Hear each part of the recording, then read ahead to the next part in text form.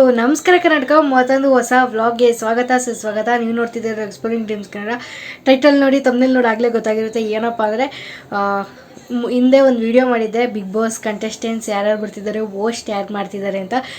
So ಒಂದು official ಆಗಿ ಒಂದು ಪ್ರೋಮೋ ಬಂದಿದೆ.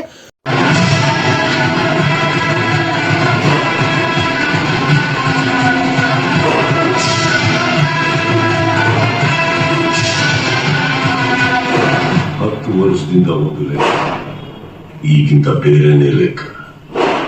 ಇದು ಹೊಸ ಅಧ್ಯಾಯ. Bigg Boss season 11 September 29. So ಏನಪ್ಪ ವಿಶೇಷ ಅಂದರೆ, ಕಿಚ್ಚ ಸುದೀಪೇ ಮಾಡ್ತಿದ್ದಾರೆ ಹೋಸ್ಟು. ಸೊ ಅವ್ರು ಮಾಡಿದ್ರೆ ಒಂದು ಕಳೆ, ಒಂದು ಕದರು, ಒಂದಿದು. ಸೊ ನಮ್ಮ ಕನ್ನಡದಲ್ಲಿ ಬೇರೆಯವ್ರು ಮಾಡಿದ್ರೆ ಏನು ಅಷ್ಟು ಚೆನ್ನಾಗಿರ್ತಿರ್ಲಿಲ್ಲ. ಸೊ ಫೈನಲಿ ಎಷ್ಟೊಂದು ಜನಕ್ಕೆ ಒಳ್ಳೆ ಖುಷಿ ಸುದ್ದಿ ಕೊಟ್ಟಿದ್ದಾರೆ ಬಿಗ್ ಬಾಸ್ ಕಡೆಯಿಂದ. ಸೊ ಸುದೀಪ್ ಸರೇ ಮಾಡ್ತಿರೋದ್ರಿಂದ ಸಖತ್ ಖುಷಿ ಇದೆ ನಮಗಂತೂ.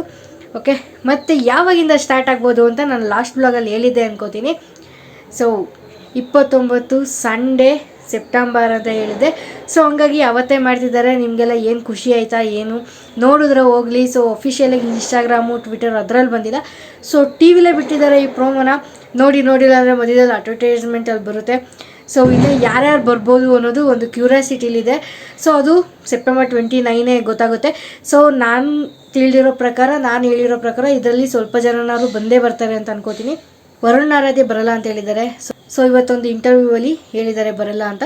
ಸೊ ಹಂಗಾಗಿ ಬೇರೆ ಕಂಟೆಸ್ಟೆಂಟ್ಸ್ ಯಾರು ಬರ್ಬೋದು ಅನ್ನೋದು ಒಂದು ಕ್ಯೂರಿಯಾಸಿಟಿಲಿದೆ. ಸೊ ನೋಡೋಣ, 29ನೇ ತಾರೀಕು ಗೊತ್ತಾಗುತ್ತೆ.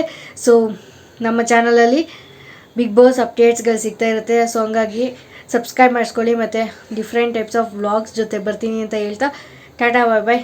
ನಮಸ್ಕಾರ ಕರ್ನಾಟಕ, ಜೈ ಹಿಂದ್, ಜೈ ಕರ್ನಾಟಕ ಮಾತೆ.